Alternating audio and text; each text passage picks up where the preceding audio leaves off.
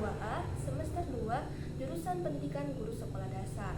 Tujuan saya membuat video kali ini yaitu untuk memenuhi tugas ulangan tengah semester mata kuliah Psikologi Pendidikan yang diampu oleh Ibu Dr. Randa Asli Ilham, SPD, MSc. Perlu kita ketahui, psikologi pendidikan merupakan aplikasi psikologi yang mempelajari perkembangan, belajar, motivasi, pembelajaran, dan isu-isu lain yang berkaitan timbul dalam setting pendidikan.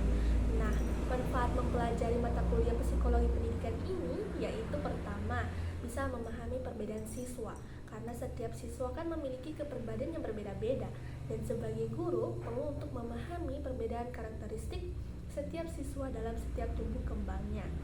Dan yang kedua, memberikan bimbingan kepada siswa ketika ada siswa melanggar peraturan, contohnya seperti bolos dalam pembelajaran.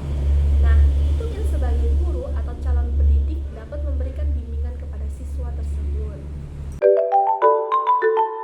Alasan saya memilih teori behavioristik karena teori ini menekankan pada terbentuknya perilaku yang tampak sebagai hasil belajar anak dan adanya hubungan antara stimulus dengan respon memiliki arti penting bagi anak untuk meraih keberhasilan dalam belajar. Proses pembelajaran agar tercapainya tujuan secara maksimal menggunakan teori behavioristik ini yaitu yang pertama mengidentifikasi tujuan pembelajaran, yang kedua menentukan indikator keberhasilan belajar, yang ketiga mengembangkan bahan ajar, yang keempat mengamati stimulus yang mungkin bisa diberikan kepada anak seperti latihan atau tugas, yang kelima memberikan penguatan baik positif maupun negatif, dan yang keenam merevisi kegiatan pembelajaran.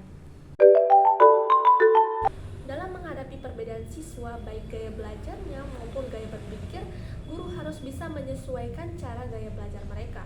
Terdapat 3 cara pembelajaran, yaitu yang pertama, pembelajaran visual, di mana lebih banyak menyerap informasi melalui mata. Contohnya, membiarkan mereka duduk di bangku paling depan sehingga mereka bisa langsung melihat apa yang ditulis atau digambarkan guru di papan tulis.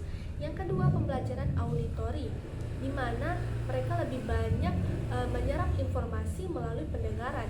Contohnya, gunakan audio dalam pembelajaran seperti musik, radio, dan lain sebagainya saat belajar, dan biarkan mereka membaca dengan suara yang keras dan nyaring. Sedangkan yang ketiga, pembelajaran kinestetik, di mana mereka tuh lebih banyak menyerap informasi melalui gerakan fisik. Contohnya, perbanyak praktik lapangan dan biarkan murid berdiri saat menjelaskan sesuatu. Yang menyebabkan motivasi belajar siswa rendah itu yang pertama, guru tidak memberikan motivasi kepada siswa.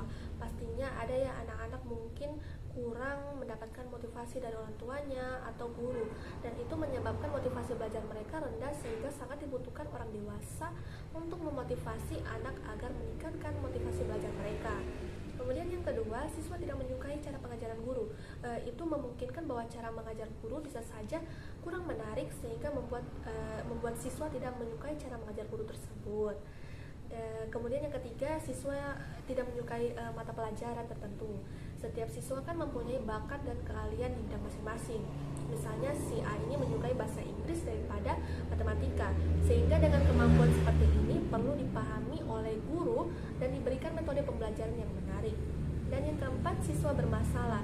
Siswa yang kehilangan motivasi belajar, hal ini disebabkan karena siswa tersebut cukup bermasalah. Misalnya, sering terlibat tawuran. Dalam hal ini, guru BK memiliki tugas penting untuk merangkul murid yang bermasalah tersebut agar menjadi siswa yang aktif belajar. Nah, upaya yang harus dilaksanakan agar motivasi belajar siswa akan meningkat itu pertama, menggunakan metode pembelajaran yang tepat dan beragam. Kemudian yang kedua, memaksimalkan fasilitas pembelajaran. Kemudian yang ketiga, memanfaatkan media belajar. Yang keempat, ciptakan suasana belajar yang menyenangkan. Dan yang kelima, meningkatkan kualitas guru.